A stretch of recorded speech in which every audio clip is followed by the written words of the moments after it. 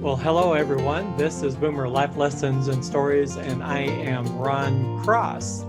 I hope everyone is doing well and enjoying the holiday season.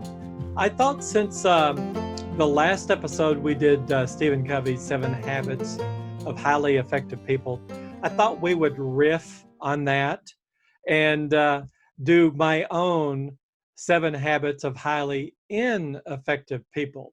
So that's what I'd like to do in this episode is give you my top 7 habits of highly ineffective people and kind of talk about them.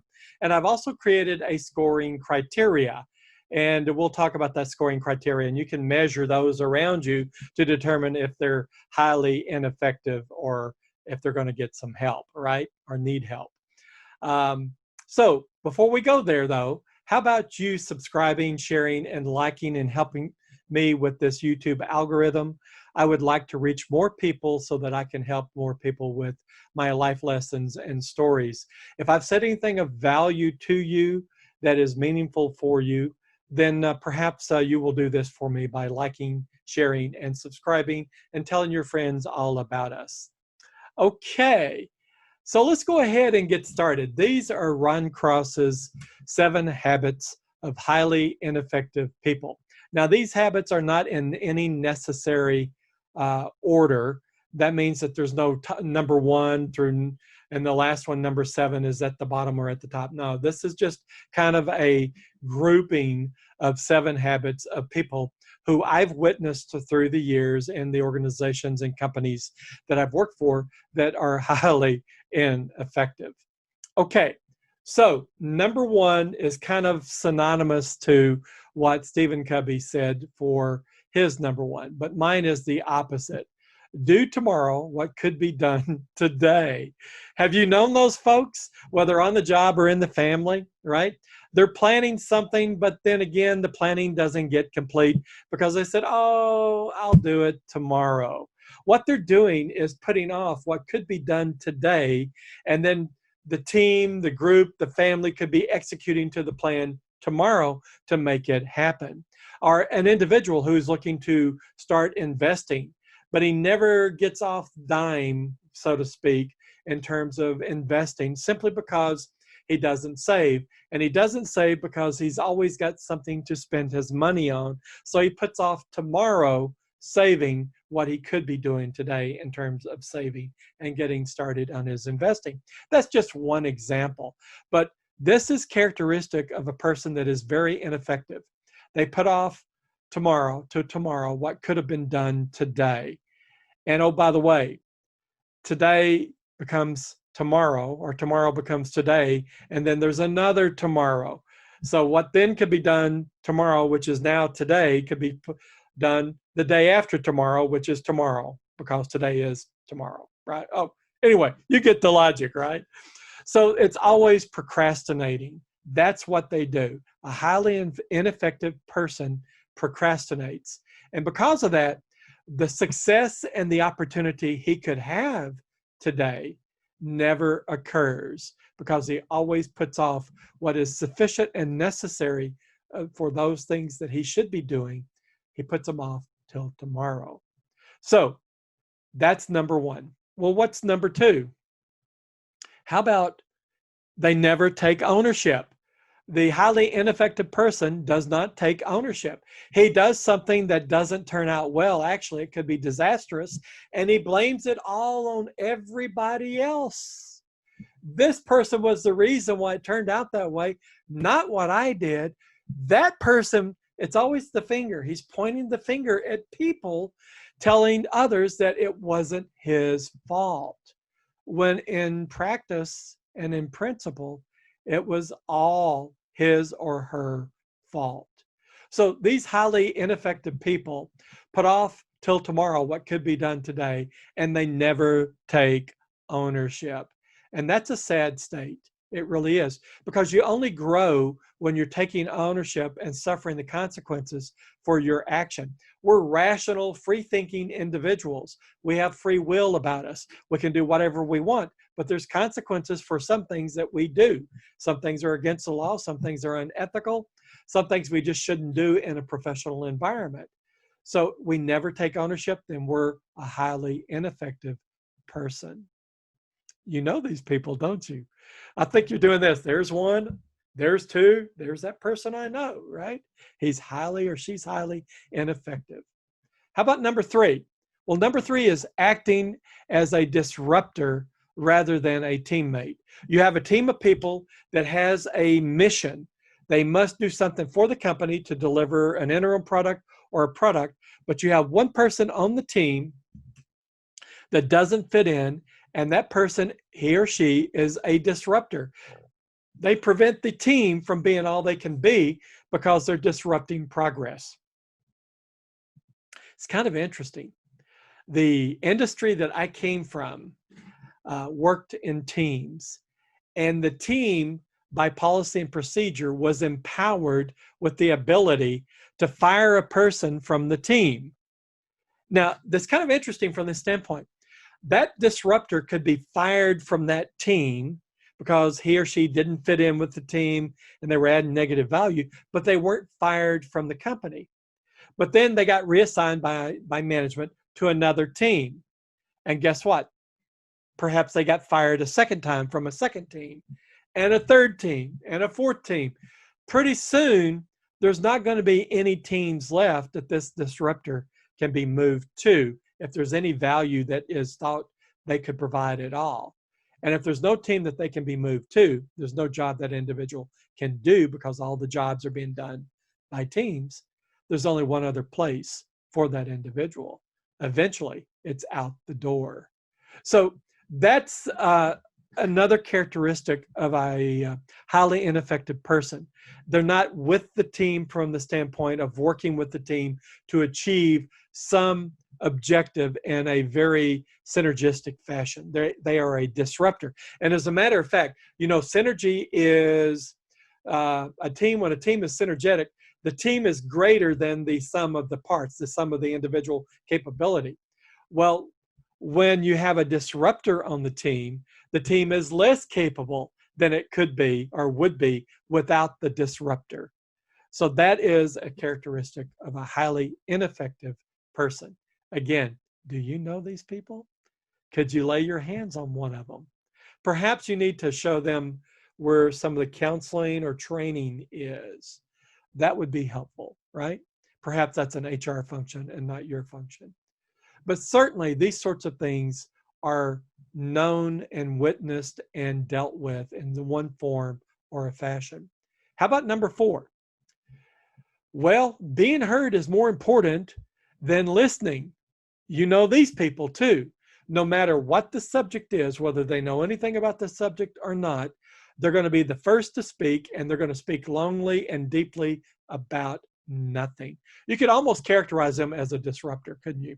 But they don't value in listening what other people have to contribute.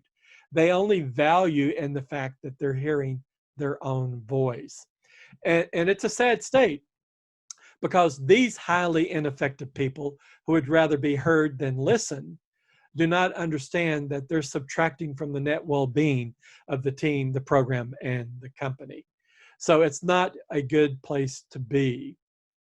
How about, and that was number four. How about number five? Always taking credit.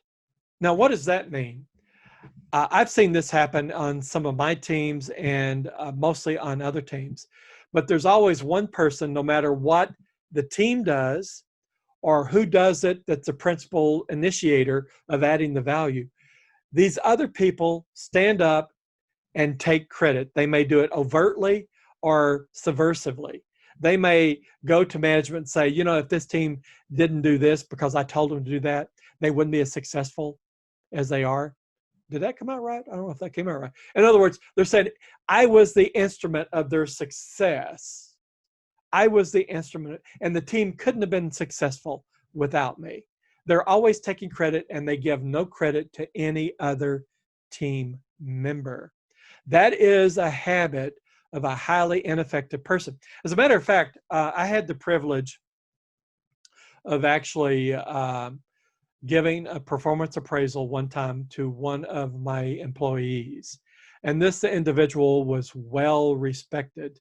but he received a superlative annual performance appraisal. All the input that I received, all the interviews I had with the people that he worked with for and around and so forth for the year had nothing but superlatives about what he had been able to do in support of the team. So I gave him his performance appraisal, and then I said to him, do you have any comments, any thoughts or concerns or questions? Because it was all good, right? And he said, well, Ron, I'd like to meet this fellow. With that particular bit of humor, what he was saying was, I don't recognize myself. And then he proceeded to say, you know, Ron, it wasn't what I did, it was what the team did. But, you know, I immediately responded back to him. And what I said to him was simply this: yes, it was the team that achieved, but the team could not have achieved without the contributions you made to the team. And we're just recognizing it here in your performance appraisal.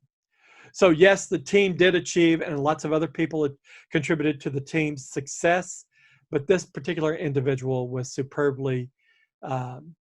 was a superb contributor to the team's success.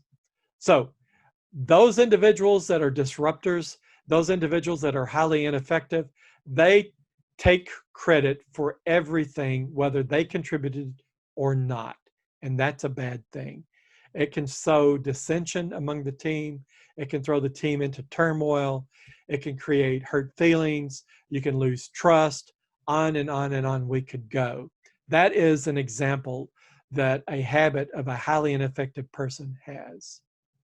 Number 6, not dependable. A dependable person is always where they need to be when they need to be there. I have had some individuals that I took over new departments, and I got to looking at their performance, and they were always given a kind of a middle of the road performance appraisal, but I never seemed to be able to find them. They were never able, let me back up, they were never where they should have been. So when I started tracking it and understanding what was going on, I set them down and said, look, that over there is not your job. This is your job. You need to be with the team. You've got to be dependable, because if you're not dependable for the team, if you're not dependable for the program, you're not dependable at all to the company has no use for your services, right? So these highly ineffective people oftentimes are not dependable. If you give them work with a due date, you better have somebody checking on them, because obviously, because they're not dependable and they have a track record, they're not going to be meeting that due date. So if you have these individuals on your team, they're going to take a lot of management and oversight by the team lead. Number 7, and perhaps number 7 is an encapsulation of everything that is a highly ineffective person. And that is they act without dignity and respect. They give little dignity and respect to others. So if you act without dignity and respect, your reputation is going to suffer. And you're not only going to, your reputation and the consequences of that is going to drag you down. It will also drag the team down. So for those individuals that have the 7 habits of ineffective people, acting without dignity and respect is perhaps one of the worst offenses or habits you could have. And I've actually seen people and heard of people from my reports that were higher up than me, basically plotting and strategizing to cause my upper management to stumble and trip.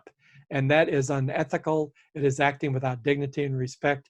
And ultimately, it does catch up with those types of individuals. And it did this particular one that I'm thinking of. So this is the thing. If we want to supercharge our careers, we want to do what Covey has suggested are the 7 habits of highly effective people, and avoid Ron's 7 habits of highly ineffective people. That will put you on the path and on the road to being very successful in your career. Now, before we go, I've got a scoring criteria, and I'm just sharing it with you. And you can kind of take these bullets of the 7 habits of highly ineffective people and score and see where they fall on my scale. My scale has only 3 slots: mildly ineffective, ineffective, and highly ineffective. So we have mildly ineffective, ineffective, and highly ineffective. One would be mildly ineffective if each of these 7 habits had a score of 1, and you check that box. If they scored 1 to less than 3, because it would be a continuous scale, like 2.5, 2.7, right? So mildly ineffective would it be if they received a score of 1 to less than 3. Ineffective would be if they received a score of 3 less than 5. And highly ineffective would be if they received a score of 5 to less than or equal to 7, right? So that basically means if you score 5 of the 7 habits of ineffective people, you're going to be classified as a highly ineffective person. And really the net of all that is you're adding negative value. Not you, not my listeners, not my subscribers, not my friends, but those other people out there in the environment that you see that are highly ineffective. So with that, I hope this has been helpful and somewhat entertaining. But think about it. Leave a comment down below if you think there's something else that probably is more appropriate to be on my list of 7 habits of highly ineffective people. And with that, my friends, my subscribers, take care, and I will see you in the next episode. All the best.